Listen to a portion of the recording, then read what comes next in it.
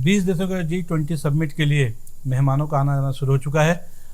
इसमें 20 देश शामिल होंगे। ये समिट कल से दिल्ली में शुरू हो रही है, लेकिन उसके पहले जो अन्य देशों के राष्ट्रपतियों को, प्रधानमंत्री को जो निमंत्रण पत्र भेजा गया है, प्रेसिडेंट ऑफ भारत के नाम से भेजा गया है, और जिसको लेकर के पिछले 2 दिनों से बवाल चल रहा है। मैं हूं बीडी निजामी और आप देख रहे हैं न्यूज़ T20।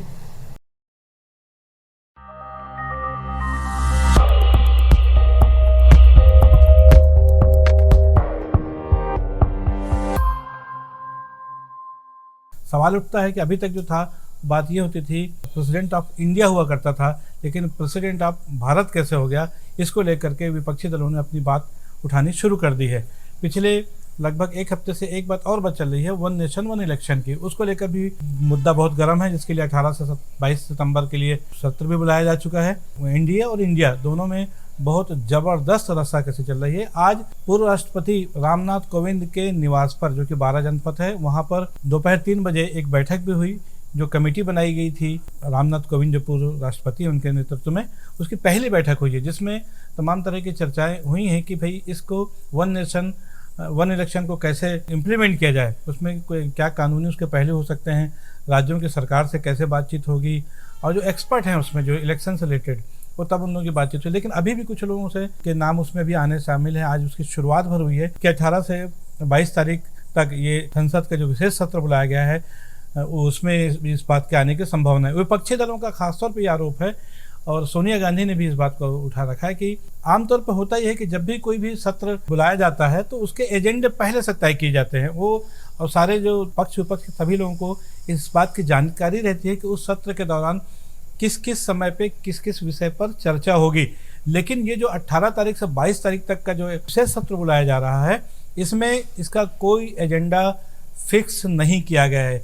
ये बहुत बड़ा टेक्निकल फॉल्ट है, इसको लेकर के विपक्ष ने मुद्दा बनाया हुआ है। आज इसी संदर्भ में सोनिया गांधी ने एक चिट्ठी भी लिखी है प्रधानमंत्री को, और उन्होंने 9 सूत्री एक मुद्दे, एक डिमांड टाइप के लिए, जिसमें खासतौर पर बेरोजगारी, इस देश के युवाओं की जो बेरोजगारी है, रोजगार है, उद्योग है, किसानों की जो समस्याएं हैं, ऐसे कई चीज़ों का हवाला देते हुए ये कहा गया है कि उस विशेष सत्र में उन 9 चीज़ों को भी शामिल किया जाए।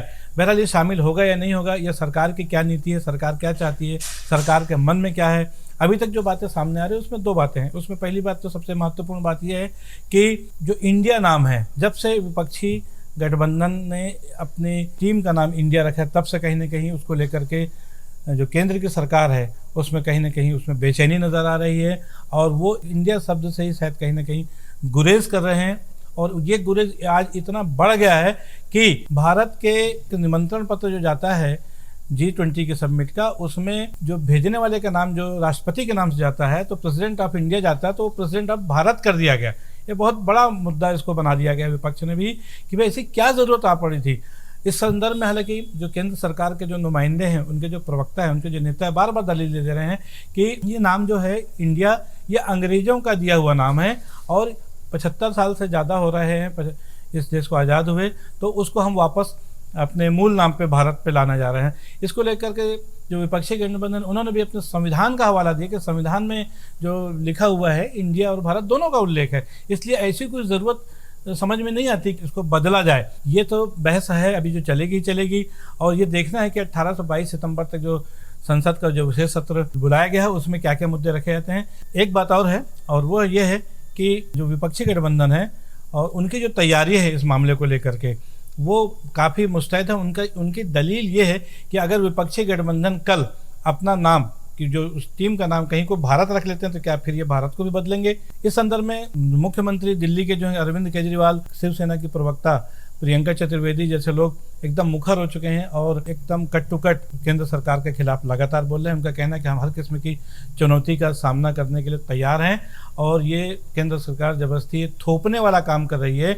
वो हालांकि 140 करोड़ भारतीयों की बात कर रही है, लेकिन सही मायने में देखा जाए तो किसी से कोई राय नहीं ली गई है, किसी देशवासी से कोई राय नहीं ली गई है। अचानक भयानक में जिस समय दिल्ली में बैठक हो रही थी, उस समय अचानक ये एक मास्टर स्ट्रोक के तौर पर प्रधानमंत्री नरेंद्र मोदी की तरफ से ये बयान आता है, और उसमें ये तमाम बातें आ जाती हैं। एक दलील ये भी दी जा रही है वन नेशन वन इलेक्शन के नाम पर, जबकि दोनों मुद्दे साथ साथ चल रहे हैं, उसमें केंद्र सरकार की दलील ये है कि 1947 से लेकर 1967 तक पहले भी ऐसा सब होता रहा है, लगभग 20-22 साल 25 साल ऐसा हुआ है, आज क्यों नहीं हो सकता। उनका ये भी कहना है कि इससे खर्चों में कटौती आएगी, बहुत सारे पैसे बचेंगे। विपक्षियों का इस पर कड़ा आरोप लगाते हैं कि अगर सरकार को पैसे बचाने की इतनी ही चिंता है तो देश का एक संसद भवन है जो आराम से बहुत अच्छा है, आलीशान है, वो चल रहा था, तो उसके बजाय एक नया संसद भवन जिसमें करोड़ों रुपए अरबों रुपए खर्च हो गया, उसकी क्या ज़रूरत थी अगर खर्च बचाने की बात हो रही थी।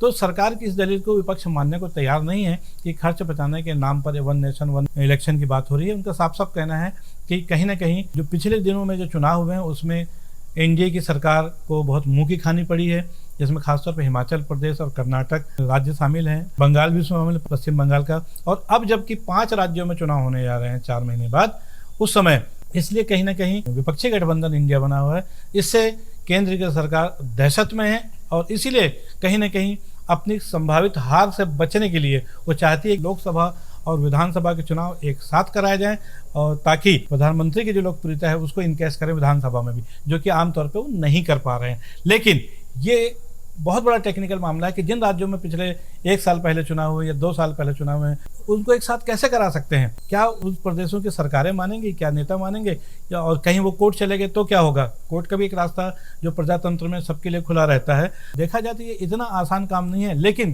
केंद्र की सरकार हमेशा कुछ ना कुछ अपने ढंग से हठीले तरीके से काम करने की आदी रही है।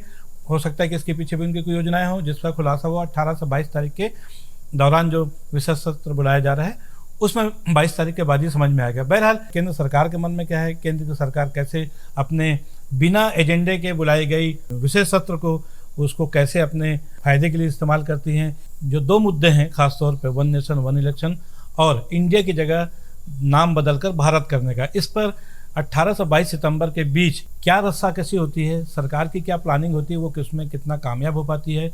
लोकसभा और राज्यसभा दोनों सत्र में बिल को पास कराना पड़ेगा अगर ऐसी कोई मंशा है तो, लेकिन इतना आसान नहीं है क्योंकि राज्यसभा में अभी स्पष्ट बहुमत केंद्र सरकार के पास नहीं है। केंद्र सरकार की इस योजना को फेल करने के लिए विपक्षी गठबंधन क्या रणनीति अपनाता है, इस सब पे हमारी निगाह रहेगी। आज के लिए बस इतना ही। हमारी ये खबर या विश्लेषण आपको कैसा लगा, इस पर अपनी राय अवश्य दें। हमारी इस खबर को लाइक करें और हमारे चैनल को सब्सक्राइब करें। कल फिर मिलेंगे किसी नई खबर के साथ, तब तक के लिए दीजिए इजाज़त।